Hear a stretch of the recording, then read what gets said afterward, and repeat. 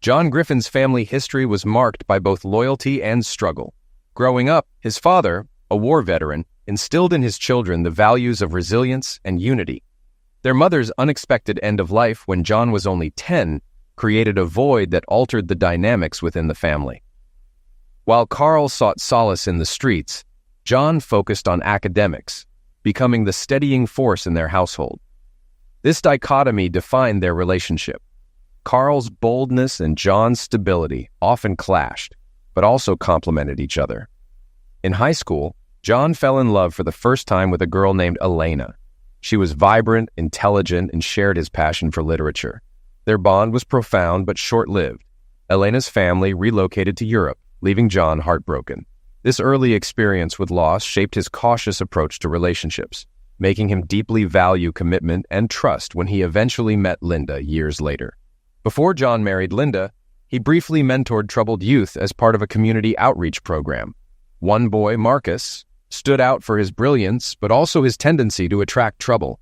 John's support helped Marcus secure a scholarship, and while they lost touch over time, John often thought of those days as some of the most rewarding in his life.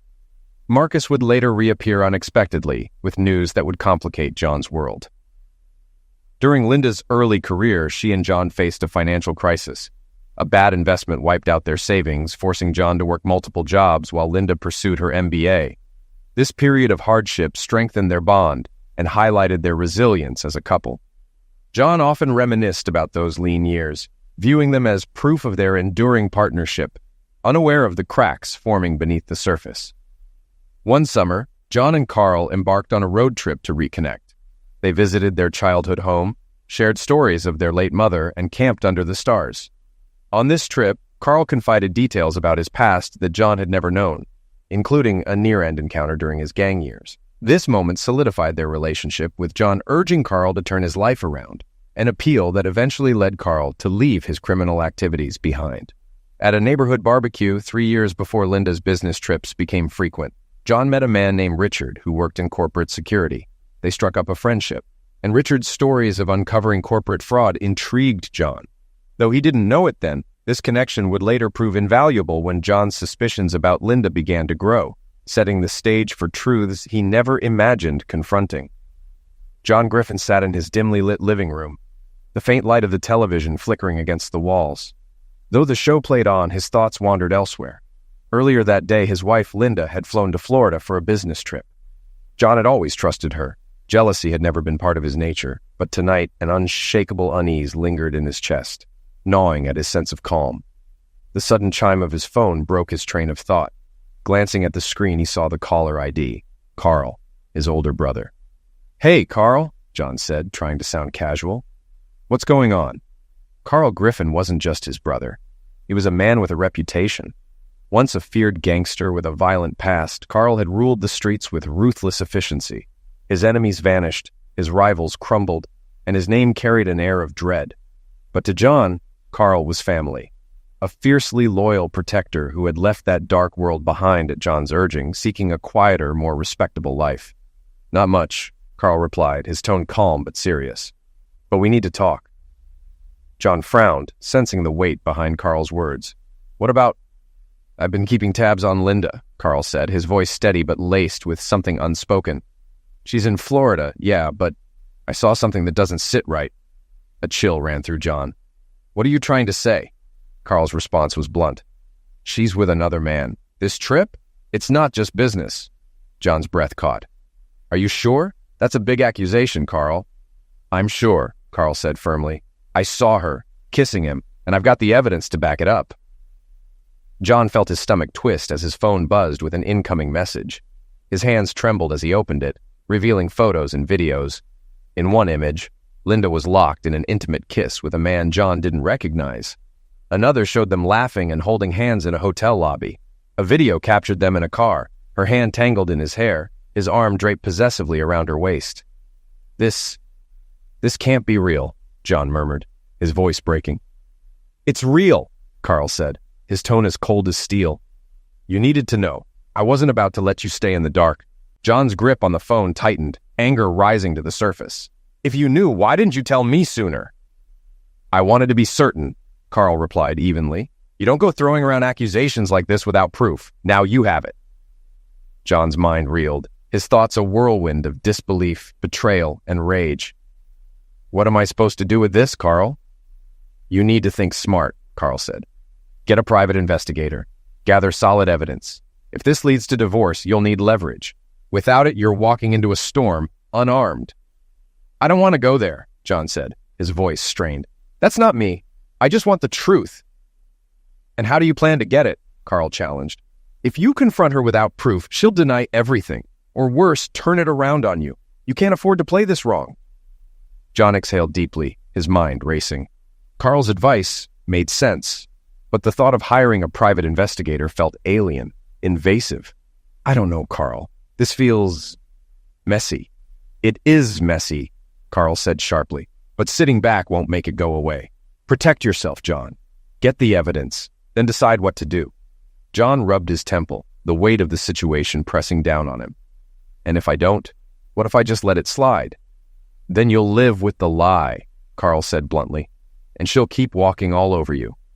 Look, I know this isn't what you wanted to hear, but ignoring it won't make it better. Do it smart, or don't do it at all.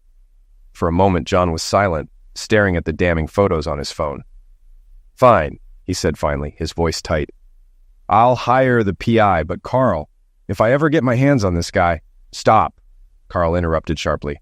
Don't go down that road. I've seen where revenge leads, and trust me, it's not worth it. Let the investigator handle it. Keep your head on straight. John closed his eyes, forcing himself to calm down. All right, he muttered. I'll handle this your way. But if there's more... Don't let your anger take over, Carl warned.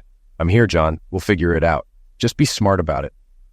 After hanging up, John sat in silence, Carl's words echoing in his head. The betrayal cut deep, and the idea of investigating his wife felt like a betrayal of his own. Yet the evidence Carl had provided was undeniable. His phone buzzed again, notifications piling up, texts from friends and one from Linda. Steeling himself, he opened her message. Miss you so much. Can't wait to be back home. Moments later, his phone rang. It was Linda. John hesitated before answering, forcing himself to sound normal. Hey, babe. Hey, you, Linda replied cheerfully, her voice warm and familiar. How's everything? I miss you. John clenched his jaw, the images flashing in his mind. I miss you too, he said carefully. How's Florida? Busy, but good, she said lightly. Just 2 more days and I'll be home. 2 more days, John echoed, keeping his tone even. You okay? Linda asked, her voice softening. You sound off. I'm fine, John lied. Just tired. Well, I'll make it up to you when I'm back, she said playfully. I promise. Looking forward to it, John replied, his voice strained. John set the phone down, his hands trembling. The silence in the room was deafening as he stared at it, unable to reconcile Linda's warm, affectionate voice with the betrayal he knew existed. The images and videos Carl had sent were burned into his mind, each one a cruel reminder that their life together was no longer what he thought. Yet, Linda's cheerful words, her loving tone, felt like she was still playing a part in the relationship they had built over the years. But now, the illusion was gone. She had crossed a line and John couldn't ignore it anymore. All he could do was wait, for answers, for clarity. 2 more days. It felt like forever. The next morning, determined to find the truth, John took Carl's advice. He couldn't sit in the uncertainty any longer. After some quick research, he found a private investigator named Frank, who came highly recommended. By that afternoon, John was sitting in Frank's modest office, the smell of coffee and leather filling the air. Frank, a sharp-eyed, no-nonsense man, greeted him with a firm handshake and motioned for him to sit. All right, Mr. Griffin, I've gone through your notes, but I need to hear it from you. What's going on? John took a deep breath, struggling to put his pain into words. My wife, Linda, has been traveling a lot for work. A few days ago, my brother told me he saw her with another man, kissing him. He sent me pictures and videos. I need to know if it's true, if there's more to it. I just can't live like this, not knowing. Frank nodded, jotting notes on a pad. Got it. We'll run surveillance and get you what you need. I've handled cases like this before. You'll get your answers. How long will it take? John asked, his voice tight with apprehension. Could be a few days, maybe a week. It depends on her schedule, but I'll get you something concrete, Frank assured him. John handed over the retainer, his hands shaking. I just need the truth. I can't make a mistake here. Frank met his gaze. "You're doing the right thing. Leave the rest to me." The next day, Linda returned home from Florida, all smiles and excitement. She greeted John with a warm hug and a kiss, acting as if nothing had changed. "I missed you so much," she said, her eyes bright. John forced a smile, keeping his tone even. "I missed you too. How was the trip?" "It was fine," she replied cheerfully, "but I'm glad to be home." She leaned closer, her voice dropping to a playful tone. "I couldn't stop thinking about you. I need you." John's stomach churned, but he kept his composure. "Actually, I hurt my back while you were gone," he lied. "I think I need to rest tonight." Linda pouted, but nodded. "Okay, but don't keep me waiting too long," she teased before heading to their bedroom. John stood frozen, the weight of the situation bearing down on him. How could she act so normal after everything he'd seen? That night, while Linda slept soundly beside him, John lay awake, staring at the ceiling. He felt trapped between the life they had shared and the truth he couldn't ignore. A week later, John's phone buzzed. It was Frank. His heart raced as he answered. "What do you have for me?" he asked, his voice tense. "We need to talk in person," Frank said. "I have the report ready. It's important." "Is it bad?" John pressed, dread pooling in his chest. Frank hesitated. "Come to the office. I'll explain everything." John closed his eyes, bracing himself. The waiting was over, but the answers might be more than he could handle. "I'll be there in 20 minutes, he said before hanging up. He stared at the phone in his hand, his pulse pounding. The truth was within reach, and there was no turning back now. John entered Frank's office, his nerves frayed and his heart heavy. The weight of what he was about to learn pressed on him like a boulder. He had no idea what to expect, but he knew it wouldn't be good. Frank stood behind his cluttered desk, holding a glass of whiskey. "You look like you need something stronger than coffee," he said, sliding a shot of Jack Daniels across the desk. John picked up the glass and downed it in one gulp, the burn grounding him for a moment. "Thanks," he said, his voice strained. "Just lay it out for me. What did you find?" Frank pushed a thick folder toward him. "This is everything.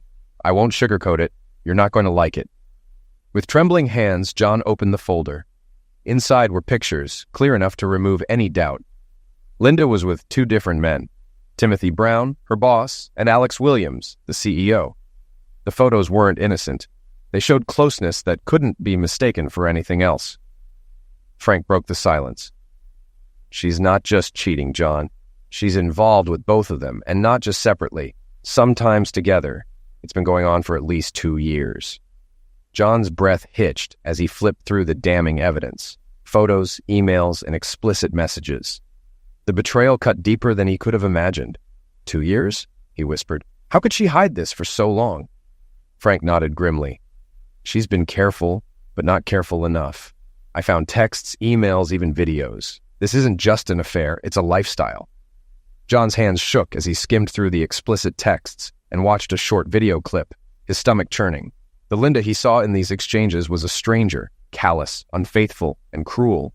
In one particularly painful message, Linda dismissed John entirely. John's good with the kids and pays the bills, she wrote. Why not keep him around? He's just a means to an end. John felt like the air had been sucked out of the room. She called me a loser, he muttered, the words barely audible. His wife, the woman he trusted with his heart, had reduced him to a convenient tool. Frank leaned forward, his expression serious.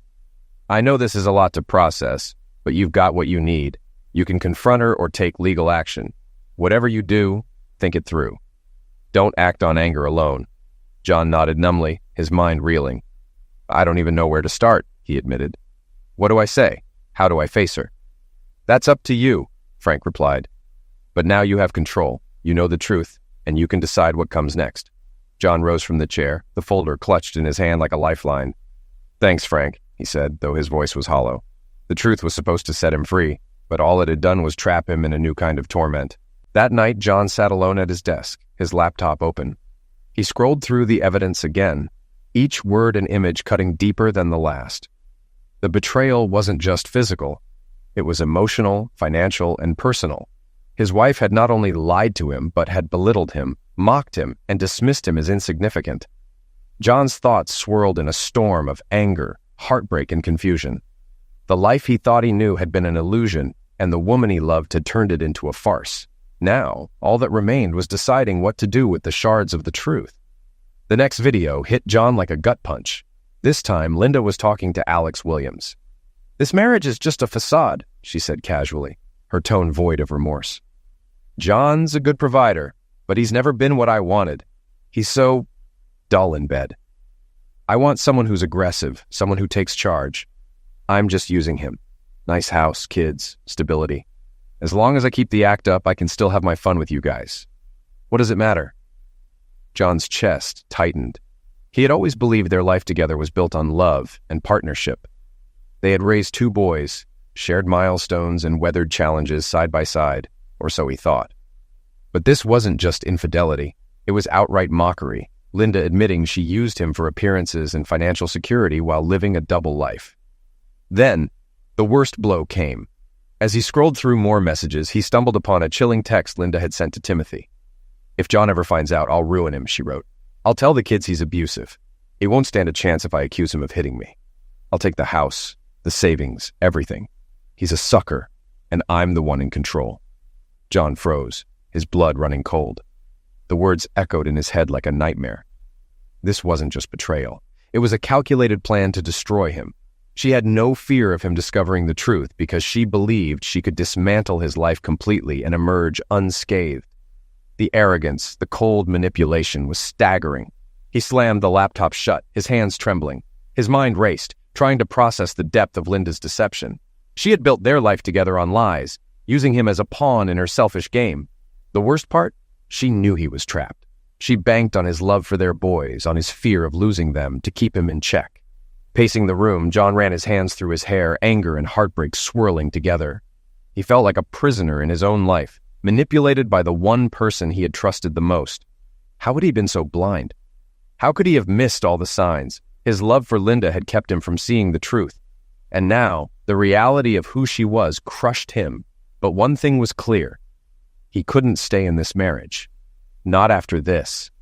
If Linda was willing to destroy him and weaponize their family for her own selfish gain, he had to fight back. Not just for himself, but for his boys. He wouldn't let her win. Grabbing his phone, he dialed Carl, his fingers trembling. His brother answered almost immediately. "Carl, it's John," he said, his voice tight with emotion. "I've seen everything. I can't stay in this marriage. She's been lying to me, using me, and now she's threatening to take everything. I don't know how I'm going to fight her, but I have to try." Carl's voice was steady, a lifeline in the chaos. "We'll figure this out, John. Don't rush into anything. You've got the evidence now. We'll take it step by step, and make sure you protect yourself and your boys. I'm with you, whatever you need." John exhaled shakily, the weight of the situation pressing down on him. The road ahead would be brutal, but for the first time, he felt a flicker of hope. He wasn't powerless anymore. That evening, John sat at the dinner table, his mind churning as Linda walked in, her heels clicking against the hardwood floor. She breezed into the room, smiling brightly and chatting about her day as if everything was perfectly normal. Sliding into her seat, she launched into a story about a successful meeting, excitedly sharing how she'd closed a major deal for the company. She radiated confidence, completely oblivious to the storm brewing within John. John set his fork down, his gaze fixed on her. This is it, he thought, the moment of reckoning. But not yet. Let her feel the pressure first. "So," he said casually, masking his simmering anger, "how was your day?" Linda grinned, not catching the tension in his tone. "It was amazing. We nailed a huge deal today. I'm on cloud 9. What about you? Anything exciting happen?" John leaned back, his eyes narrowing slightly. "Nothing much. Same old." He let the silence stretch for a moment before adding, "I was just wondering, though, what would you do if you found out I was seeing 2 women? Linda laughed, her response almost flippant. "Oh, I'd cut you off in every way. You'd be sleeping in the guest room nursing some serious regrets, that's for sure."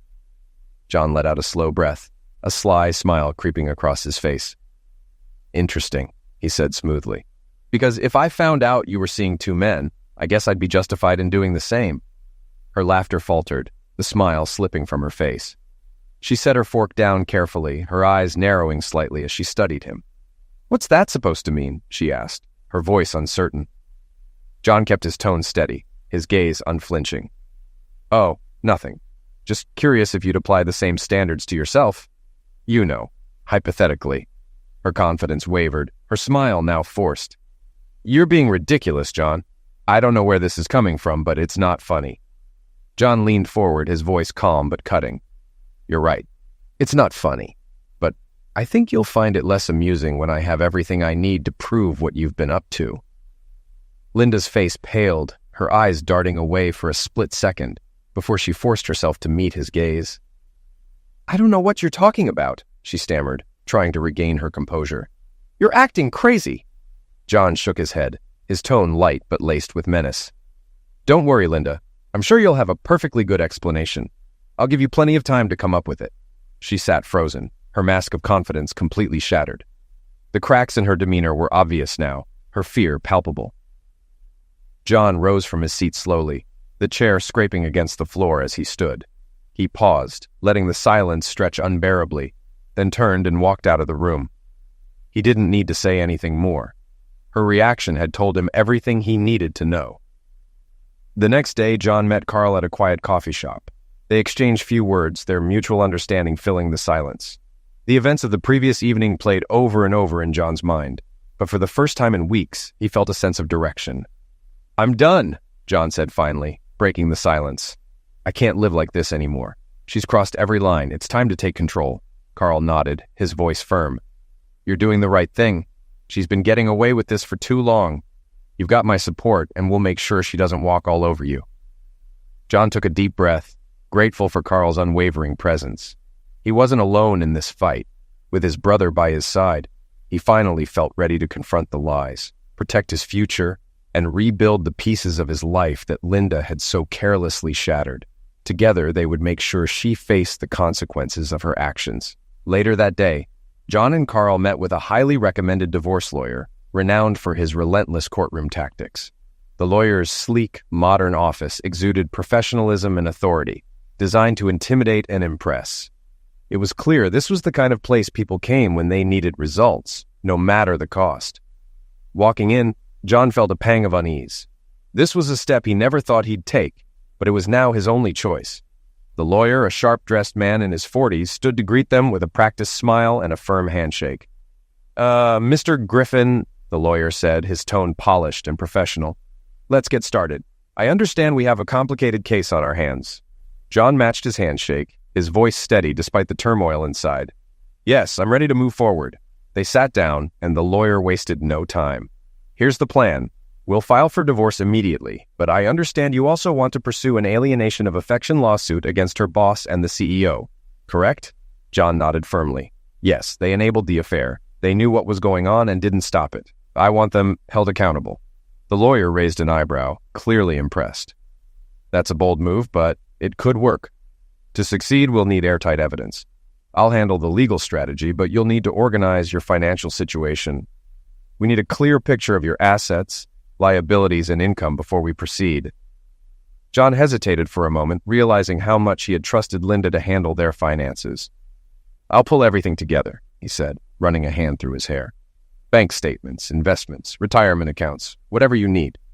The lawyer nodded, jotting down notes. "Good. The faster you get me those details, the sooner we can move forward. In the meantime, we'll prepare the divorce paperwork and the lawsuit." John leaned back in his chair, feeling overwhelmed but resolute. The betrayal had been devastating, but he was determined to fight for his future. "Let's move quickly," he said firmly. "I'm done waiting." The lawyer gave him a reassuring nod. "I'll have the paperwork ready in 3 days. Focus on your finances and any additional evidence we can use. We'll take it from there." As John and Carl left the office, Carl gave his brother a supportive pat on the back. "You're doing the right thing," he said. "We'll get through this, no matter what." 3 days later, John returned to the lawyer's office, this time with Carl by his side. Tension and anticipation hung in the air as they prepared for the next steps.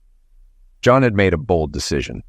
He transferred all his assets to Carl for a nominal amount and loaned him his savings under the guise of a business venture.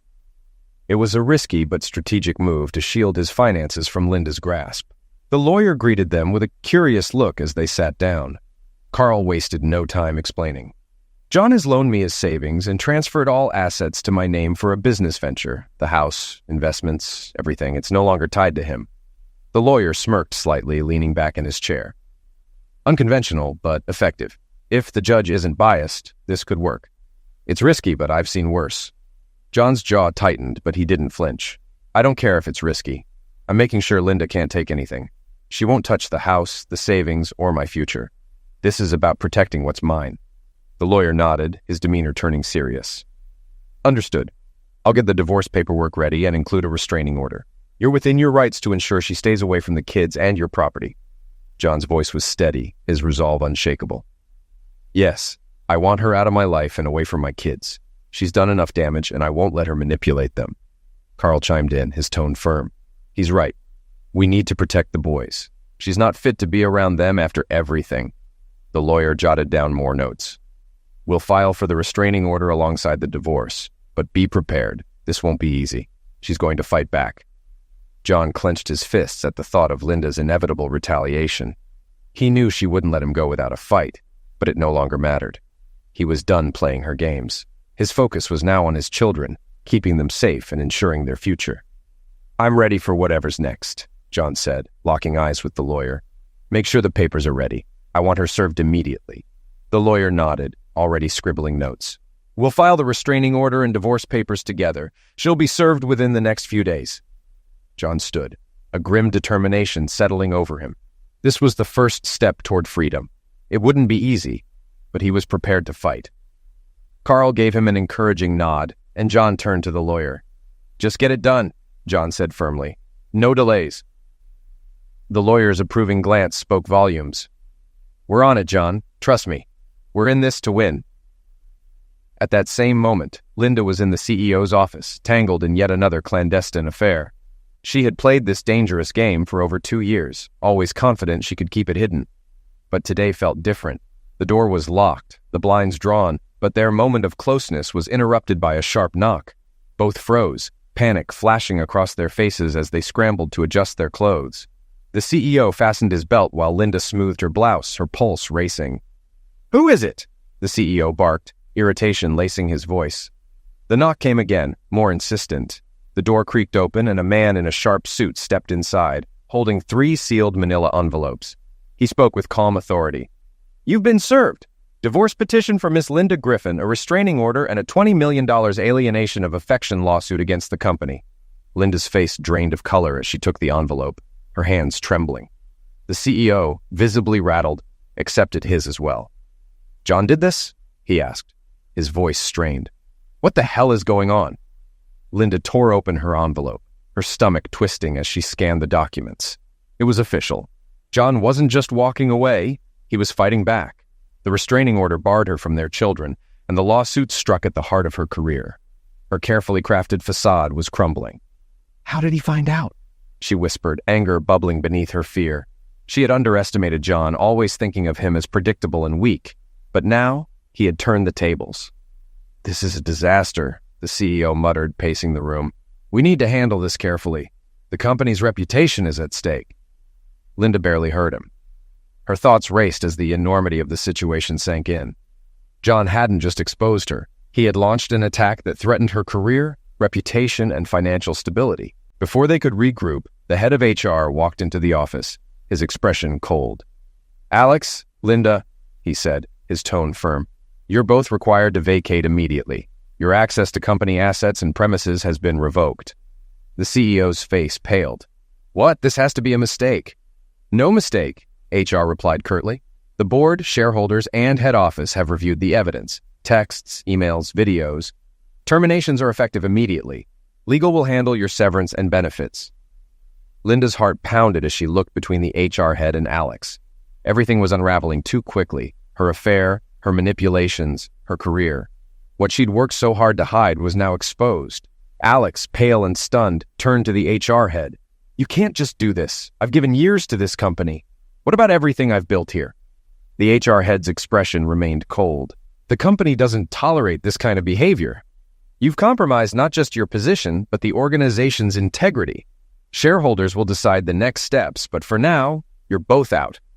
Clear your desks and leave." He shifted his gaze to Linda. "Your access to the building and company systems is revoked. Make arrangements to gather your belongings by the end of the day." Alex clenched his fists but knew he had no choice. He turned to Linda. We'll figure this out. We need to make some calls. This can't be the end. But Linda wasn't listening. Her thoughts were fixated on the evidence, emails, texts, and videos that had been sent to the board, the shareholders, and everyone else who mattered. The truth was out, and there was no undoing it. As they began packing their belongings, Alex's phone buzzed relentlessly. Glancing at the screen, his face went pale. "It's my wife," he muttered. She knows. She knows everything." His hands shook as he typed a hasty reply, desperate to salvage something. Linda glanced at her own phone, which was flooded with notifications. Texts, emails, missed calls. Each one felt like another piece of her life crumbling away. By the time Linda reached her car, her phone rang again. It was Timothy Brown, her boss, his voice frantic. "Linda, I've been served. Divorce papers, restraining orders. What's happening? My wife has everything. Texts, videos, the works. We're both screwed."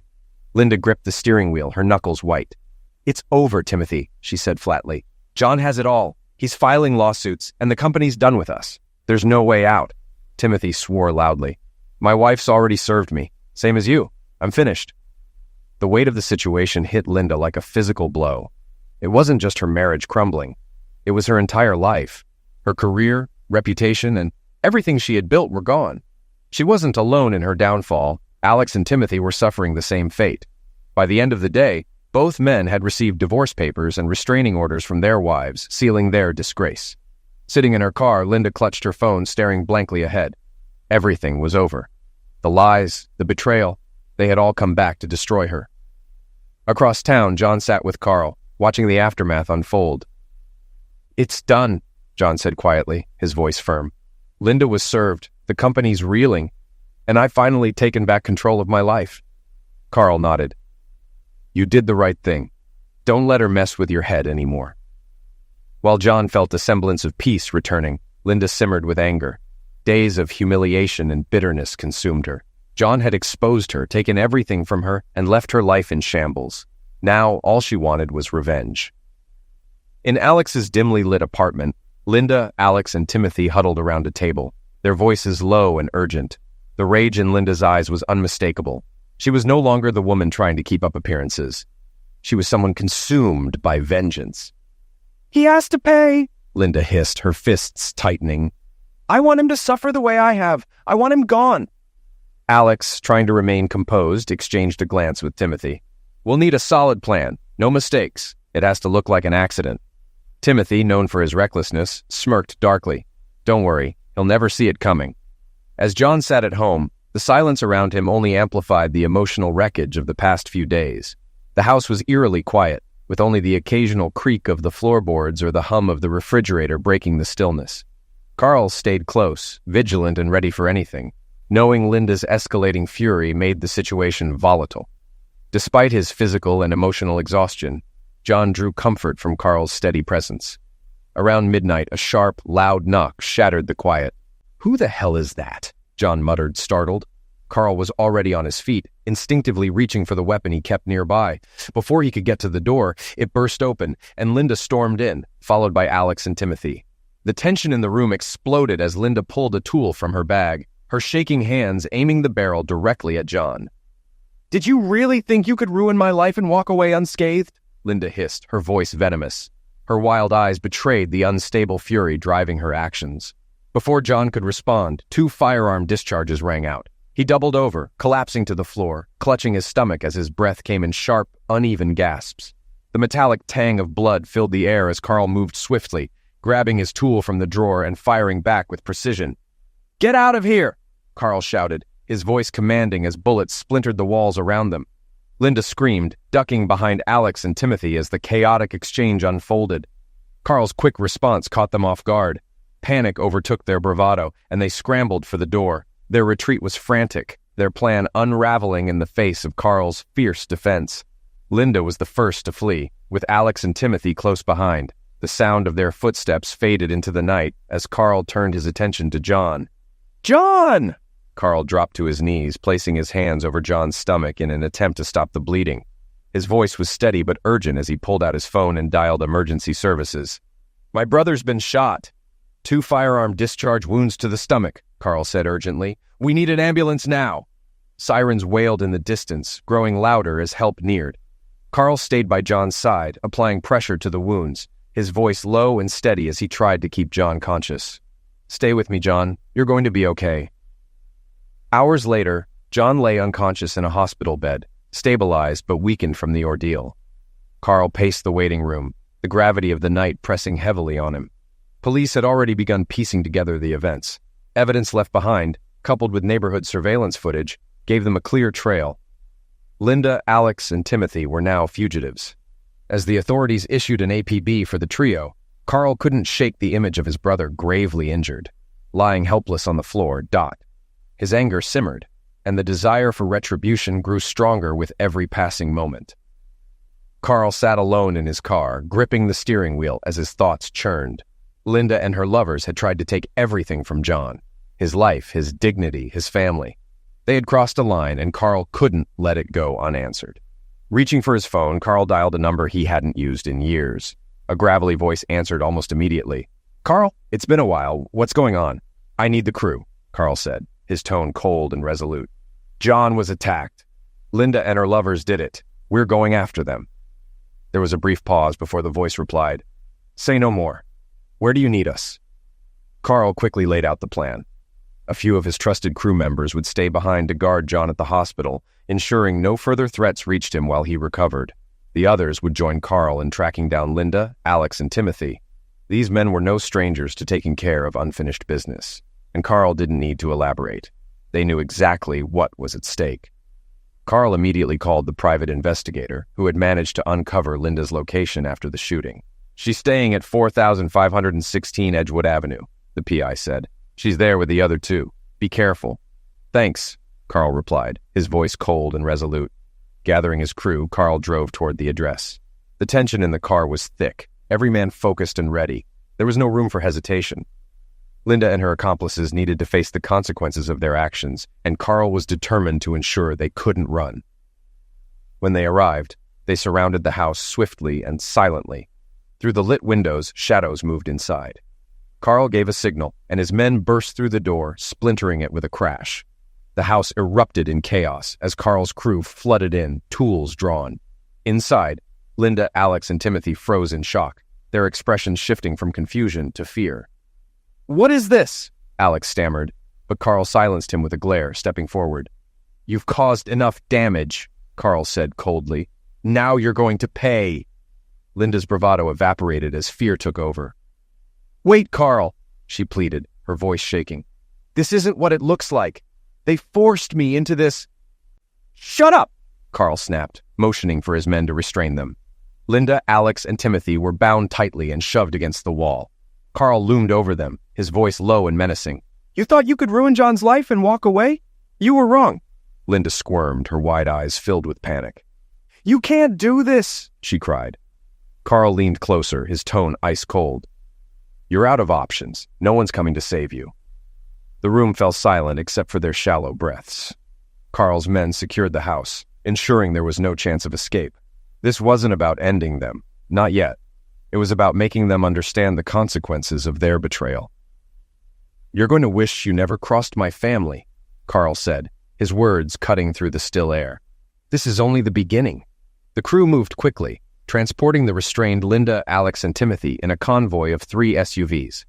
The captives sat in the lead vehicle, bound and gagged, their muffled protests ignored. The atmosphere inside the cars was tense, charged with purpose. Carl sat in the second vehicle, his face set with a grim determination. His brother's life was hanging by a thread, and Carl wasn't about to let those responsible get away unscathed. One of the drivers broke the silence. "Are you sure about this, boss? This is serious." Carl didn't hesitate. "They tried to liquidate my brother. They crossed a line that can't be uncrossed. They'll pay for what they've done." The driver nodded, saying nothing more as they approached a remote location Carl had chosen carefully. Isolated and barren, it was the perfect spot for what he had in mind. The convoy crossed the border without issue, their movements efficient and practiced. Carl's crew had seen dangerous situations before, but this was different. This was personal. Under the moonlit sky, the SUVs rolled to a stop in a dusty clearing. The men exited the vehicles and dragged the captives out, their struggles futile. Thrown to the ground, Linda, Alex, and Timothy knelt in the dirt, their wide, fearful eyes darting between Carl and his crew. Carl stepped forward, his boots crunching on the dry earth. His gaze was icy, his voice calm but laced with fury. "You thought you could destroy my family and just walk away?" He shook his head slowly, his expression hard. "You've made a terrible mistake." Linda's tear-streaked face turned toward him, silently pleading, while Alex and Timothy avoided his eyes, their panic unmistakable. Carl crossed his arms, his crew standing silently behind him, waiting for his next command. "This is what happens when you mess with my family," Carl said, his tone final. "You don't walk away. You don't get a second chance. You face the consequences." The glade fell silent, an oppressive stillness blanketing the area as Carl's words hung in the air like a dark omen. The three captives quivered where they knelt, their fear palpable and raw. Carl paced methodically, his boots grinding against the loose gravel. The moonlight glanced off the machete in his hand, casting a cold, merciless gleam that mirrored his resolve. Linda, Alex, and Timothy whimpered softly, their muffled cries barely discernible in the suffocating quiet. Stopping a short distance from the trio, Carl raised his hand, signaling one of his men. Without a word, the subordinate stepped forward, placing the weapon into Carl's waiting grasp before retreating into the shadows. Carl turned the machete slowly, inspecting the blade as though weighing his next course of action. His voice, low and steady, sliced through the silence. "You know," he began, his tone calm yet laced with menace, "I gave up that life. The crime, the violence, all for my brother and his kids. They were my anchor, the reason I tried to be better." He paused, his piercing gaze flicking between the captives, ensuring every word struck its intended target. "But then there's people like you," he continued, his voice hardening with each word. "You push, you destroy lives, and now, here I am, dragged back to the darkness I fought so hard to escape." Carl moved closer to Linda, his imposing frame casting a long shadow over her trembling form. "You've stirred something in me," he murmured, his voice dropping to an almost intimate whisper. "Something I thought I'd buried for good. You brought the devil out of his grave." A tense, loaded silence engulfed the clearing. At Carl's signal, two of his men yanked Linda to her feet. She swayed unsteadily, her knees buckling beneath her as they forced her upright. "Turn her around," Carl commanded. One of his men roughly spun her to face Alex and Timothy, who remained bound and kneeling. Carl loomed behind her, resting the blade casually on his shoulder. "Let me ask you the same question my brother once asked," he said, leaning in close to Linda's ear. "What happens when John finds you like this, with two men?" Linda gasped sharply, frozen in terror. Her eyes darted helplessly to Alex and Timothy, their own expressions wide with horror. The tension was stifling, broken only by the faint rustling of the wind through the surrounding trees. Carl remained still, his face a mask of cold indifference, the blade in his hand catching faint glints of moonlight. "You were so bold before, Linda," Carl said with quiet disdain, his voice dropping to a mocking tone. "Wasn't it you who said, 'You chop balls'? Well then." Her strangled sob was the only response she could muster. Carl gestured sharply, and his men seized Alex and Timothy, dragging them to the ground despite their desperate attempts to resist. Their muffled cries grew louder, but Carl's demeanor remained icily detached. "Hold them," Carl ordered. His men tightened their grip, pinning the two down as they thrashed against their restraints. Alex's eyes bulged in terror, and Timothy's struggles grew frantic. Carl approached Timothy first, his movements deliberate and calculated, like a hunter circling its prey. Crouching to meet his captive's gaze, Carl spoke softly, his words carrying a chilling finality. "You thought you could destroy my brother's life, take his family, and walk away unscathed?" he said, his tone calm, almost conversational. "Actions have consequences. Now you'll face yours." With a firm resolve, Carl swung the machete downward. A loud crash echoed through the clearing as it struck the ground near Alex, a sharp sound that sent shivers through everyone present. Dark stains spread across the ground as Carl shifted his focus to Timothy. Linda's sobs grew louder, her body racked with uncontrollable shudders as she witnessed the grisly scene. "Please!" she cried through her gag, her voice fractured and desperate. "Stop! Please!" Carl didn't so much as glance at her. His cold focus shifted to Alex. "And you," he said, his voice razor-sharp, "thought your wealth and power made you untouchable, that you could destroy lives without consequence." He leaned in closer, his tone dropping to a whisper. "Think again." Carl swung the machete once more, its motion deliberate and unyielding. Timothy gasped sharply, his panic evident as Carl's steely gaze held steady. A silent warning to all who opposed him. His voice, sharp and commanding, broke through the aftermath. "Take them," he instructed his men, motioning toward the two maimed captives. "Dump them at the nearest hospital, alive." Turning to Linda, now collapsed in a heap of despair, Carl's eyes burned with cold fury. "You," he hissed, "aren't walking away either, but first you'll learn what happens when you cross the wrong man." Carl's silhouette loomed over her trembling form, the machete dripping onto the parched earth below. His expression was unreadable, his voice eerily calm as he tilted his head, speaking with a sinister edge. "Linda," he said, his tone mockingly regretful, "it seems I underestimated what needed to be done. But don't worry, I'll correct that mistake." Linda's expression twisted in a mixture of terror and bewilderment, her trembling lips parting as though to speak, but no sound came.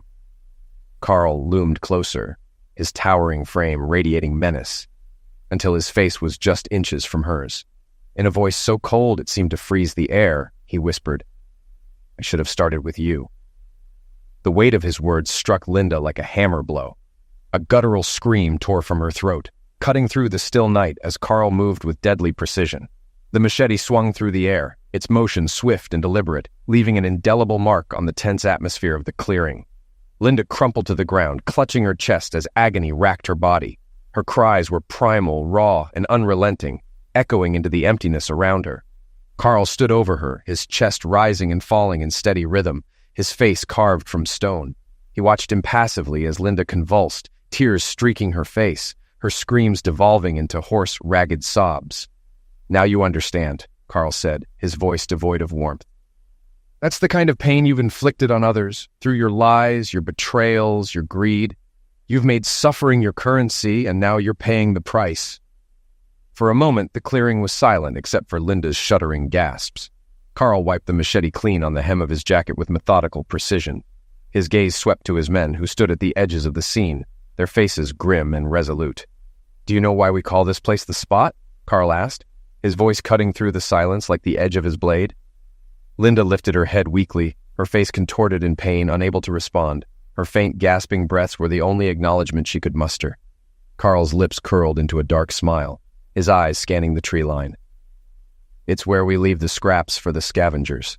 As if summoned, faint shapes began to appear at the perimeter of the clearing.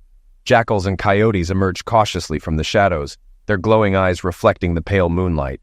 They sniffed the blood-soaked air, their low growls and yips building into a chorus of hunger. Carl jerked his head toward the vehicles parked in the distance. "We're done here," he said coldly. "Let nature take care of the rest."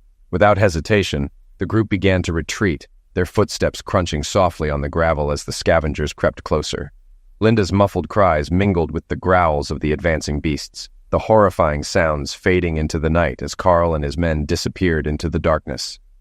The sterile hospital room was quiet, except for the rhythmic beep of a heart monitor. The fluorescent lights cast a harsh glow over the bed where John lay, his face pale but composed. A uniformed officer stood nearby, his tone professional yet detached as he spoke. "We recovered remains near the border," the officer reported. "It appears they were attacked by animals, your wife and two unidentified men. It was a gruesome scene." He paused briefly, studying John's reaction. Unless new evidence surfaces, the case will be closed. John nodded slowly, murmuring his thanks. As the officer left, his gaze shifted to Carl, who sat by the window, his posture casual but his eyes fixed on the hospital parking lot below. "Carl," John said softly, his voice steady despite its weakness. "Was it you?" For a long moment, Carl didn't respond, his focus remaining on the view outside. Then, with a slight shrug, he turned to face his brother, his expression unreadable. "I wouldn't know anything about that," Carl replied evenly, a faint twitch at the corners of his lips betraying the ghost of a smirk. John exhaled a dry, humorless laugh, a fleeting glimmer of understanding passing between the brothers. Carl allowed himself a small, knowing smile before standing and adjusting his jacket. "You know," Carl said, his tone laced with wry humor, "I might have just saved you a fortune in court fees." John shook his head weakly, a faint chuckle escaping his lips. "You're one hell of a guy, Carl." Carl turned toward the door but paused before leaving. "I've got to head out for a while, John," he said, his voice quiet but firm. "There's no running from what I am. Sooner or later, the shadows pull me back." "Carl," John began, but his brother raised a hand, cutting him off. "Take care of the boys," Carl said. "That's all that matters." With that, Carl stepped out, leaving his brother in the dim hospital room. Outside, a group of men waited in silence. Their presence was formidable, their expressions betraying nothing but loyalty.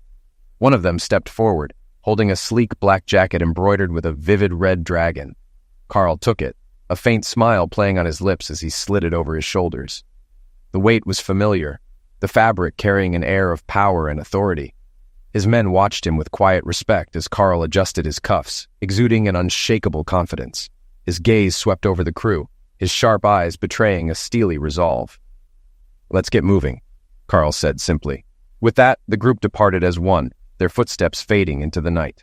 Behind them, the faint glow of the hospital lights dimmed into obscurity, and Carl Griffin, once a man trying to leave the darkness behind, embraced it once more.